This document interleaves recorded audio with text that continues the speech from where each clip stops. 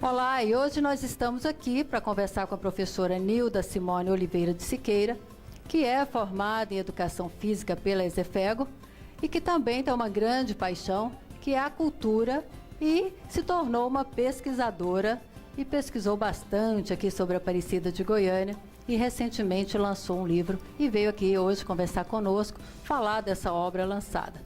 Mas primeiro, Nilda, eu gostaria que você se apresentasse, falasse um pouquinho do seu histórico, não é? Da sua formação e de como você chegou a esse momento de lançar um livro sobre a história de Aparecida de Goiânia. Eu sou professora da rede estadual e da rede municipal de ensino de Aparecida de Goiânia e, como ela disse, né, eu sou graduada em Educação Física e fiz Geografia também na Católica. Eu gosto muito de falar sobre a história de Aparecida, sobre a cultura, porque é um tema que me remete à infância, à época que eu era criança aqui nessa cidade. E eu acho que a cidade cresceu muito e tinha poucas informações sobre a sua cultura, sua história, suas tradições. E pensando nisso, Vânia, é que eu escrevi esse livro. E qual a principal abordagem do livro, Nilda? Você aborda as primeiras famílias. Qual é a abordagem principal dessa obra lançada por você? O principal seria a cultura, mas quando você lê ele, você vê desde o começo que eu começo a contar a história da cidade desde a época dos índios caiapós. Então eu pesquisei, eu fui atrás de diversos relatos, eu falei um pouco sobre o desenvolvimento de Goiás nessa época, e daí até chegar à emancipação política de Aparecida. A galeria política, falei de todos os prefeitos que aqui passaram, citei os nomes de todos os vereadores que compuseram a Câmara Municipal, desde a emancipação política da cidade, mas o principal foco mesmo é a cultura. Então não tem uma abordagem de cunho, por exemplo, de análise de gestão, de qual prefeito passou, o que foi feito na gestão de cada um. Não existe essa abordagem? Não, foi simplesmente um breve relato, porque esse livro, a parte inicial dele, foi baseada no caderninho do tio Benedito Batista de Toledo. Até 1982, os relatos que eu peguei foi o que ele descreveu. Daí por diante, os prefeitos que passaram, eu fiz um breve relato sobre o trabalho deles, que foram cada um da sua forma muito brilhante. Nilda, você faz parte de uma das famílias mais tradicionais aqui de Aparecida. Fala um pouquinho para nós dessa família sua e o porquê dessa motivação sua de pesquisar Aparecida e essas famílias. Olha, eu acho que surgiu com a minha avó, como eu já citei. A vovó, ela era uma pessoa assim, que gostava muito da história, da cultura, da educação em si, né? Porque, segundo os relatos, a primeira escola foi na fazenda do pai dela, do senhor Antônio Alves Fortes. Então, a gente já vem com essa coisa embasada mesmo no cotidiano da vida. E a vovó sempre perguntava pra gente, quando a gente arranjava um namorado, ela falava assim: de que família ele é? Isso era bem comum, né? Aí, aqui em Aparecida tinha muito isso, de que família era. Então, eu comecei a pensar assim, que famílias são? E eu comecei a pesquisar, família tal, família isso, família aquilo. E a vovó me contava a história. Ah, essa família aqui chegou aqui em determinada época, essa chegou em determinada. Então, eu acho que sim, foi de acordo com a vovó, né?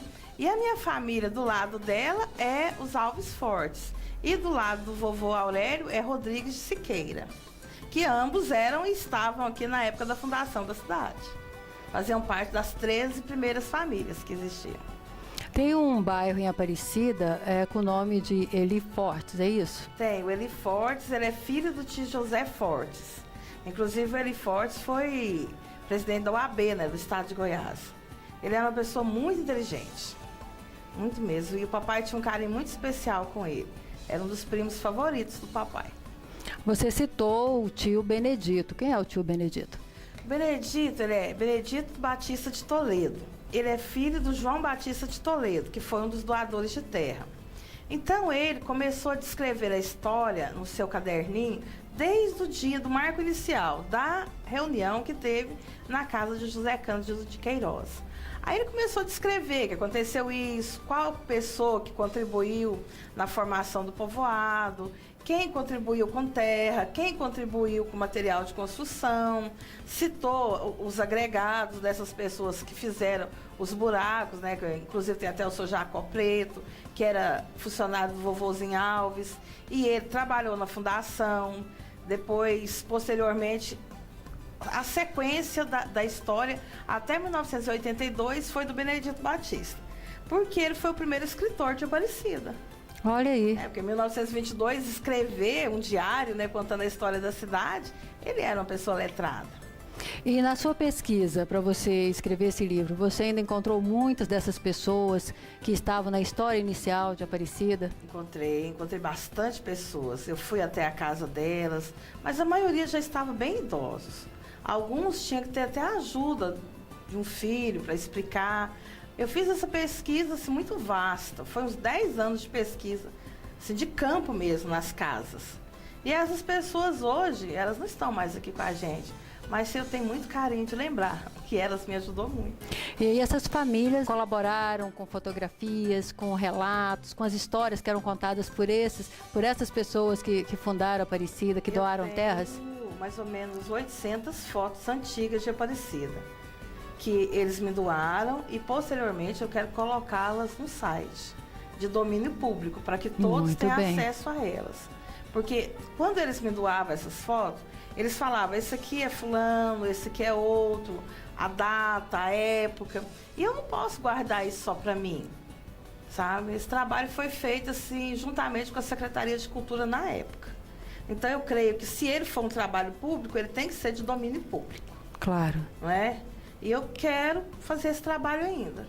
Tem algum fato que você considera curioso quando você começou a escrever o livro? Tem algo assim que você destaca? Olha, eu gosto muito das curiosidades, né, e das tradições. Inclusive, a dona Osória, ela me contou, a vó Osória, que hoje já partiu para junto de Deus, ela me contou a história do Curupira, né, que ao longe, quando ela era moça, ela escutava aqueles uivos, né, aqueles assovios muito altos. Aí ela era da região da mata. Então essa parte das tradições do Curupira, do lobisomem, que eu não podia citar o nome das pessoas que eram lobisomem na época, isso era curioso, eu gostava muito. E da passagem da coluna Prestes por Aparecida, que foi um fato muito interessante, que as moças, os pais, né, os fazendeiros, carregaram todas as moças e esconderam elas. Inclusive, a dona Osória foi uma delas. E sua avó foi uma das que foram escondidas. Então, esconderam todas as moças, de medo. E ela conta, assim, que eles passavam, né? E todo mundo tinha medo. Isso aí foi segundo a dona Osória. E eu achei interessante. Professora Nilda, em relação a essa passagem da coluna Prestes aqui por Aparecida, tem algum relato dessa passagem? Tem lendas, né? Tem essas lendas da dona Osória que ela falou. E tem também um outro depoimento do Alcides, né? Do Alcides André, que ele falou que passou na fazenda do vô dele, eles carregavam tudo. Carregavam as vacas, carregavam os porcos. E as moças bonitas que encontravam também levavam para namorar com eles. São lendas, não sei se são verdades. Estou passando do jeito que me falaram. Tá certo, né? A história confirma ou não, né, Nilda? Nilda, em relação ao seu livro, vamos falar um pouquinho agora mais especificamente. Recebo aqui esse livro com muita honra. A professora Nilda Simone dedica aqui, Vânia França, dedico a minha amiga que, como eu, ama a cultura e a cidade de Aparecida. Com respeito, Nilda Simone. Agradeço imensamente, Nilda, a deferência, viu? Vou ler o livro com certeza, né? Aqui tem informações muito importantes para todos nós que somos de Aparecida, que moramos em Aparecida, para nós que somos educadores também, né? Um livro importante para se trabalhar nas escolas, para se trabalhar no conhecimento dessas crianças que estão aí e que não conhecem a história de Aparecida. Nilda, de que forma você pensa que esse livro vai contribuir com o pesquisador, com o professor, enfim, qual a sua contribuição em relação a essa obra, em relação à cultura, em relação aos pesquisadores? O que você pensa sobre isso? Eu fiz ele pensando nas crianças da primeira fase, porque como professora de primeira fase do município de Aparecida, eu pensei muito que na época que eu estava na sala, era muito difícil de achar alguns relatos que falassem sobre a história. Então, fará-se muitos anos, né, 30 anos especificamente, que eu entrei a primeira vez numa sala de aula e tinha essa dificuldade. Então, nós fizemos essa pesquisa, assim, eu digo nós, porque ela não é só minha, tem 141 colaboradores, né? E esses colaboradores, eles me passaram esses relatos para que fossem usados principalmente em escolas. E aos pesquisadores, eles podem encontrar alguma coisa assim, sobre dados referentes ao início da cidade, a parte lá da Serra das Areias, né, o turismo também, que eu cito o turismo aí, o esporte, mas a base mesmo é as crianças de primeira fase. Porque eu sou professora e amo ser professora. Professora Nilda, nós falamos bastante aqui da história de Aparecida, do início, das pessoas que doaram as terras, enfim. Mas o livro também ele faz uma abordagem mais atualizada. Ele trata, a partir de 1960, a questão do desenvolvimento de Aparecida de Goiânia. Fala para nós como que você retrata esse desenvolvimento de Aparecida aqui no livro. A partir de 1960, a Aparecida começou a crescer. Ela era uma cidade muito próxima da capital. Então, o que aconteceu? Goiânia estava em pleno desenvolvimento. A cidade de Aparecida não podia se perder nesse momento. Começou a mudar pessoas para cá, surgir novos bairros, principalmente aqueles mais próximos a Goiânia. Vila Brasília, Vila São Pedro, Cruzeiro do Sul, Vila Alzira, Garavelo, né? E a partir da emancipação política, os prefeitos começaram a ter um olhar para este lado. Mas se deu desenvolvimento mesmo a partir da década de 70. Na década de 70, lotearam praticamente a metade da cidade. A zona rural diminuiu e a zona urbana cresceu. Mas os loteamentos naquela época eram sem infraestrutura. Com o passar dos anos, a cidade cresceu mais. Foi chegando gente de todos os lugares do Brasil. E no final da década de 80, ela era chamada cidade dormitório. Todos os prefeitos, políticos, as autoridades que passavam, viam isso como um atraso à cidade. Então, teve aquela mobilização para que nós, aparecidenses, gostássemos mais da nossa cidade. E o poder público incentivou muito a isso, pedindo que emplacasse os carros em Aparecida, que os impostos fossem gastados em Aparecida. Lembro bem disso. Que se comprassem em Aparecida. Então, a partir daí, a gente vê a olho nu o desenvolvimento da cidade, passando de 44 mil habitantes a 500 mil habitantes hoje. E hoje a cidade de Aparecida, você vê que existe um polo empresarial muito grande, a cidade cresceu. Ela é uma das maiores cidades empresariais do Brasil. Então, nesse livro, eu foco isso também. Eu não falo só sobre a parte antiga. Eu falo sobre o desenvolvimento da cidade, as coisas que aconteceram para que Aparecida seja a cidade que nós temos hoje, que é uma ótima cidade para se morar. Inclusive hoje, né, professora, se constituindo como um polo educacional, com institutos federais, com universidade estadual, né, com curso de medicina que começou recentemente, com escolas profissionalizantes.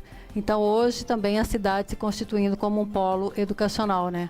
Quando eu cito aí na parte da educação, um capítulo referente somente à educação em Aparecida, a gente cita aquela primeira escolinha e vê a diferença hoje, né? Com a criação das universidades, com a criação das escolas, o crescimento da escola, o desenvolvimento do nível cultural dos professores, tudo isso foi elevado daquela época para cá. Então, a Aparecida está em pleno desenvolvimento. Se você olhar a Aparecida com outros olhos, como um olhar sobre a Aparecida que eu cito, a Aparecida hoje é uma cidade maravilhosa, apesar que muitas pessoas tendem a denegrir nossa imagem, mas eu não concordo com isso. Nem podemos, né, professora? Nem podemos, porque o nosso olhar sobre a Aparecida não é esse, né? É um olhar de cidadã, que sim, ama a cidade. Que conhece, que sabe tudo o que está acontecendo aqui, de bom, inclusive. Professora Nilda, fazer uma pesquisa como essa não é uma tarefa fácil, ela tem custo, lançar uma obra dessa, menos ainda, não é? Como que você conseguiu lançar esse livro? Qual o incentivo que você teve? Qual foi o meio que te propiciou o lançamento desse livro? Olha, Vânia, eu costumo dizer, assim, que existe um anjo muito bom na minha vida. Esse anjo chama mamãe. Então, esse livro foi todo custeado com o dinheiro dela. Ela me deu esse dinheiro porque ela não queria morrer antes que esse livro fosse publicado. E desde criança ela veio falando que um dia eu ia ser escritora, que eu ia escrever um livro. Inclusive eu tenho mais 3 livros escritos, só não tenho condição financeira de editá-los. E um é Lendas e Tradições de Aparecida. Mas você buscou, professora, por leis de incentivo, você buscou outras formas para lançar esse livro que não fosse uma produção independente com a sua mamãe, o lançamento desse livro? Aparecida, até o momento, não tem a lei de incentivo à cultura. Então, no nosso município, eu não teria como buscar. Mas no estado, eu realmente não busquei. Não minto, eu não busquei. Aparecida aí, recentemente, abriu aí para inscrição para as pessoas que querem participar do Conselho Municipal de Cultura, que já é um caminho também, professora Nilda, eu acredito um que mecanismo. Até o final, essa lei e esse conselho vai estar pronto. Acredito mesmo, porque agora eu acho assim que não tem como parar, porque senão as verbas federais não vêm para o município. Se não vir as verbas federais, as verbas, os recursos para serem implantados na escola, na cidade, vai ser um retrocesso. Então, eu tenho, claro, certeza que o poder público não vai deixar que isso aconteça. A lei, eu creio que até o final do ano ela vai estar pronta e vai ser de grande valia a todos os artistas. Porque como eu, que tive que custear meu livro com o meu próprio dinheiro, né, que é o dinheiro da mamãe, não faz o seu trabalho com o seu próprio dinheiro. E com a lei de incentivo, elas podem pleitear junto à Secretaria de Cultura, com projetos, né, e provando que mora em Aparecida, esses recursos.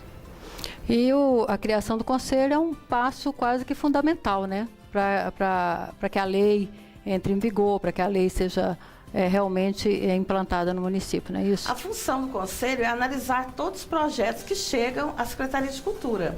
E aí eles vão ver, dentro daquelas fases, quem pode ser aprovado e quem não. Porque tem certos critérios, né? Principalmente que a pessoa seja da cidade de Aparecida. Isso é o base. E o conselho é para isso, para que veja isso, analise e veja qual o projeto de mais relevância para a cidade. Bom, gente, eu vou mostrar aqui o livro, esse livro maravilhoso, cheio de ilustrações, fotos antigas, relatos incríveis, não é? Então, esse trabalho aqui realizado por uma professora de Aparecida de Goiânia, uma pessoa que faz parte de família tradicional em Aparecida, que cresceu ouvindo, né, as histórias dos tios, dos avós. Então, é um material que realmente vale a pena você ler, você conhecer. Professora Nilda, eu quero agradecer a sua presença, falar da sua importância. Às vezes eu brinco com a professora Nilda, gente, eu falo que ela é um museu ambulante, itinerante, porque ela é detentora de um conhecimento sobre Aparecida que poucas pessoas têm. Ela tem um mapeamento cultural desta cidade que poucas pessoas têm esse conhecimento, e você hoje é um acesso, você é um caminho para as pessoas conhecerem um pouco mais a cultura e a história de Aparecida. Então, meus sinceros agradecimentos por participar aqui do nosso programa Nosso Olhar, Nossa Cidade, que é um programa que ele é voltado, professora, para mostrar realmente tudo que Aparecida tem, todas as potencialidades. A fala está com você, professora. Eu agradeço muito a você, Vânia, e gosto muito de ser chamada de museu, porque esse foi um apelido muito carinhoso, porque o museu é um lugar que detém muito conhecimento. Às vezes as pessoas pensam assim que é uma coisa velha, não. Não é. É uma coisa que tem muito conhecimento e isso me deixa muito satisfeita. Então a Vânia é uma professora muito dedicada, que hoje ela está como superintendente da Secretaria Municipal de Educação. Então ela tem um olhar muito sincero sobre a cidade de Aparecida, porque ela conhece a cidade. Então eu agradeço muito, espero que vocês gostem do meu livro, né?